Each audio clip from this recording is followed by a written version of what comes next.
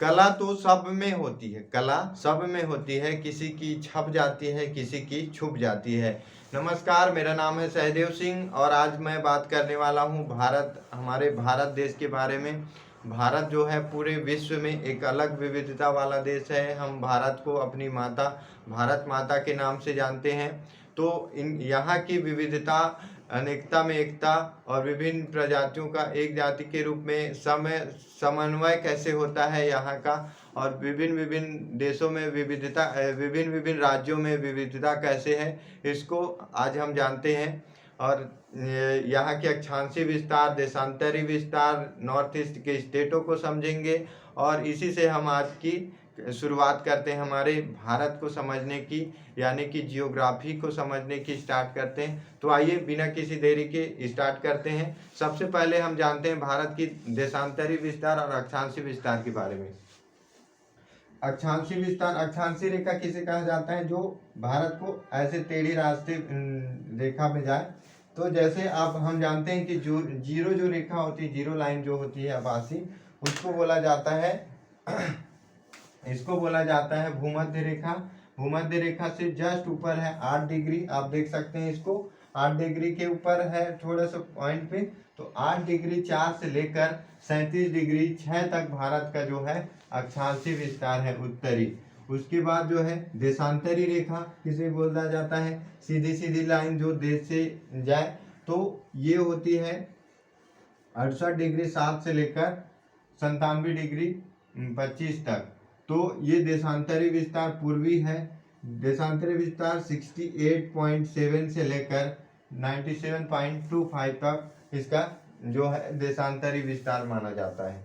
उसके बाद हम समझते हैं दूसरे क्वेश्चन पे कि भारत को प्रायद्वीपीय भारत क्यों कहा जाता है। तो अगर भारत जो है चारों तरफ से, अगर कोई द्वीप या कोई प्लेस, भूमंडल, भूभागी जो है तीनों चारों तरफ से समुद्र से घिरा हो तो उसे टापू या द्वीप कहा जाता है। लेकिन जो है भारत जो है तीन तरफ से समुद्र से घिरा हुआ है। तीनों तरफ से, पूर्व में बंगाल की खाड़ी, पश्चिम में अरब सागर और दक्षिण में हिंद महासागर। जो भाग तीनों तरफ से समुद्र से घिरा हो और बाकी तरफ जो है उसका भूभाग हो तो उसे प्रायद्वीपीय कहा जाता है। तो भारत को प्रायद्वीपीय, तीनों तरफ के समुद्र से घिरे होने के कारण कहा जाता है।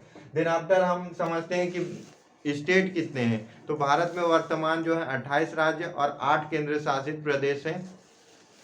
तो पहले कितने थे? 29 राज्य थे, लेकिन अब कितने हैं? 27 राज्य थे, अब कितने हैं? 28 राज्य हैं और केंद्र शासित प्रदेशों की संख्या 8 हो गई है। तो आइए हम देखते हैं सबसे पहले नॉर्थ ईस्ट स्टेट की। सबसे पहले है अरुणाचल प्रदेश। अरुणाचल प्रदेश की राजधानी ईटानगर। असम की राजधानी दिसपुर। नागालैंड की राजधानी कोहिमा। मणिपुर की राजधानी इम्फाल और मिजोरम की राजधानी हो गई आइजोल। त्रिपुरा की राजधानी अगरतला और मेघालय की राजधानी शिलोंग। तो इसको 7 सिस्टर के रूप में आप जान सकते हैं। अरुणाचल प्रदेश, असम, नागालैंड, मणिपुर, मिजोरम, त्रिपुरा। AANMMTM।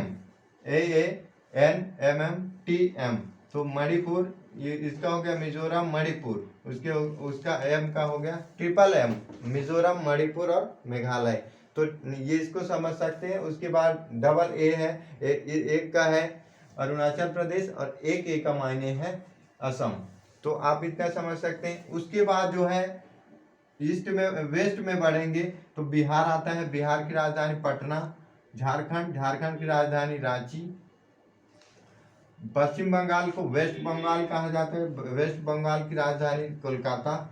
उसके बाद उड़ीसा की राजधानी भुवनेश्वर। उसके बाद जो है सिक्किम की राजधानी सबसे टॉप पर ये है, सिक्किम की राजधानी गंगटोक है।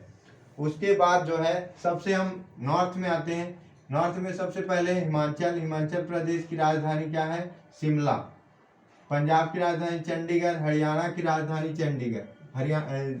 हिमाचल की राजधानी शिलोंग और उत्तराखंड की राजधानी देहरादून।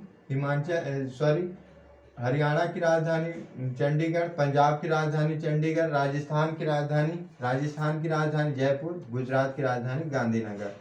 यूपी को तो सब जानते हैं, यूपी की राजधानी लखनऊ, एपी की राजधानी भोपाल और छत्तीसगढ़ की राजधानी रायपुर।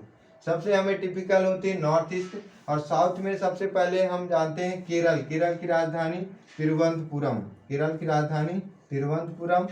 उसके बाद तमिलनाडु, तमिलनाडु की राजधानी चेन्नई, चेन्नई आई होप कि सभी जानते हैं। कर्नाटक, कर्नाटक की राजधानी है, कर्नाटक की राजधानी बेंगलोर, बेंगलोर। और गोवा की राजधानी पणजी आती है। महाराष्ट्र की राजधानी मुंबई, तेलंगाना की हैदराबाद, आंध्र प्रदेश के अमरावती एंड हैदराबाद को माना जाता है। तो इतने हो गए भारत के जो स्टेट और उनके कैपिटल सब। उसके बाद हम जानते हैं कि इसके यूनियन टेरिटरी कौन कौन से हैं, मतलब केंद्र शासित प्रदेश। सबसे अभी लद्दाख है फर्स्ट, उसके बाद दिन आफ्टर जम्मू कश्मीर, उसके बाद है चंडीगढ़, दिल्ली 1 2 3 और दिल्ली हो गया 4 के बाद दादरा और नागर हवेली और दमन एवं दीव को मिलाकर जो है एक दोनों को मर्ज कर दिया गया है और एक यूनियन टेरिटरी बनाया गया है, संघ शासित क्षेत्र बनाया गया है। तो एक 5वां नंबर का। 6वां नंबर में आपका पुदुचेरी आएगा, 7वां में आएगा लक्षद्वीप और 8वां में आएगा आपका अंडमान और निकोबार द्वीप समूह। तो 8 केंद्र शासित प्रदेश, 28 राज्य। और उसके बाद आपको बचता है क्या, बस इतना ही बचता है प्रायोरिटी भारत। भारत में जो है दक्षिण पश्चिम मानसून से, तो ये इधर होता है दक्षिण पश्चिम मानसून। दक्षिण पश्चिम मानसून यहाँ से जो भूमध्य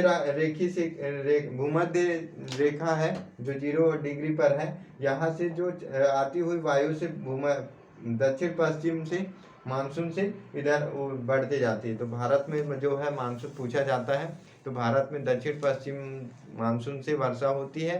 तो ये शॉर्ट वीडियो आपको आई होप कि पसंद आया होगा, और पसंद आया होगा तो लाइक करें और सब्सक्राइब करें ताकि हमारी जो नेक्स्ट वीडियो आप तक पहुंचे। एकदम बिगनिंग शुरुआत हमने की है, एकदम 0 से स्टार्ट कर रहे हैं, यहीं से समझने की कि हमें क्या एकदम बेसिक से सीखना चाहिए। तो बेल आइकन को दबाएं और सब्सक्राइब करें और कमेंट करना बिल्कुल ना भूलें कि हमें और क्या करने की ज़रूरत है, हमें क्या और सीखने की ज़रूरत है। तो वीडियो को अंत तक देखने के लिए आप सभी का बहुत बहुत धन्यवाद।